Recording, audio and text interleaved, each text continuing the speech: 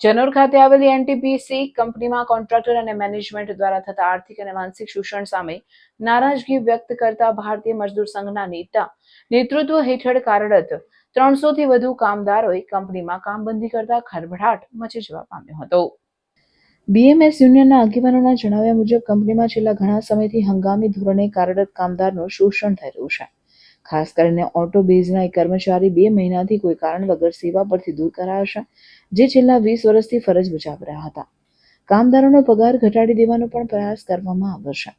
કામદારોના જણાવ્યા અનુસાર ઓવરટાઈમ નથી આપવામાં આવતું.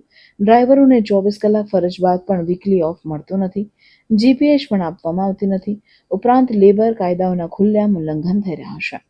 કામદારોનું કહેવું છે કે 2024માં રિજનલ લેબર કમિશનર કોર્ટમાં જે સુનાવણી થઈ હતી અને જે સંમતિ આપવામાં આવી હતી તેનું પણ મેનેજમેન્ટ ઉલ્લંઘન કરી રહ્યું છે. બીએમએસ મજદૂર સંઘે સ્પષ્ટ ચેતવણી આપી છે કે જો કંપની તાત્કાલિક શોષણ અટકાવી કામદારોની માંગ પૂરી નહીં કરે તો ગાંધી ચિંધ્યા માર્ગે ઉગ્ર આંદોલન હાથ ધરાશે. કામદારોના આક્ષેપો સામે એનટીપીસી મેનેજમેન્ટ તરફથી જાહેર કરાયું છે કે આંદોલન ગેરકાયદેસર છે, કારણ કે 25 જુલાઈએ આ મામલે આરએલસી કચેરીમાં સુનાવણી નિર્ધારિત છે. આરએલસી કચેરીમાં પણ લેખિતમાં સૂચન કર્યું છે કે 25 જુલાઈ પહેલા કોઈ હડતાળ કે કામબંધી કરવામાં ન આવે. અમારે એવા પ્રશ્નો આવેલા હતા કે જે માનસિક ત્રાસ અને આર્થિક જે ત્રાસ બી આપવામાં આવતો હતો. એનટીપીસીના મેનેજમેન્ટ માનસિક ત્રાસની અંદર કાઢી મૂકવાની ધમકીઓ આપેલી છે. અમુક લોકો 5 માણસોને અમે ઓટોને નાખ્યા છે ને વેજમાં બી એવું છે કે વેજ પ્રમાણે બી પૈસા નથી મળતા. 7 તારીખે જે પેમેન્ટ થવું જોઈએ નથી આપી શકતા. જે જીએચપીએસ સરકારના નિયમ અનુસાર જે મળવા પાત્ર છે એ બી આપતા નથી. આ છૂટકે અમારી ન હોવા છતાં પણ સ્ટ્રાઇક કરવી પડે છે અને આ જે ખરી જો અમારા મુદ્દાનું સોલ્યુશન નહીં બને તો આની ગાંધી ચિંધ્યા માર્ગે ભોગવવી પડશે. શું રસ્તા રોકવા હોય અમે એ રોકવું કે આવું હરેકની અંદર આજે એને ઘણી લોકોને ધમકી બી આપે કે તમે નહીં આવો તો આવું તમને કાઢી મૂકશું. પણ બેબોરો કાંગારેલા અમારી નથી આની છે પણ આ લોકો એક જ માંગ છે પણ નથી આવે પણ પીઓ સર્વ એનટીપીસી મેનેજમેન્ટ અમારી સાથે બેસશે તો અમે એમની સાથે બેસવા તૈયાર છે. હાલ તમારે પ્રાથમિક કઈ માંગણીઓ છે?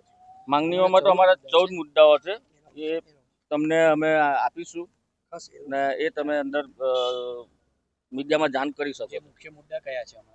મુખ્ય મુદ્દા તો અમારા હાલ હવે 5 માણસો જે ઓટો બેઝના છે એમને છેલ્લા 1-1.5 મહિનાથી છૂટા કરી દીધેલા છે. એમને વારંવાર અમે રજૂઆત કરતા એ લોકોને લીધા નહીં, એટલે અમારે એ 5 માણસ માટે તો અમારે ખાસ જ આ સ્ટ્રાઇક કરવી પડી. બીજું કે એનટીપીસી મેનેજમેન્ટ યુનિયન સાથે બેસવા માંગતી નથી, આ ફર્સ્ટ શબ્દમાં અમને ખબર પડે છે.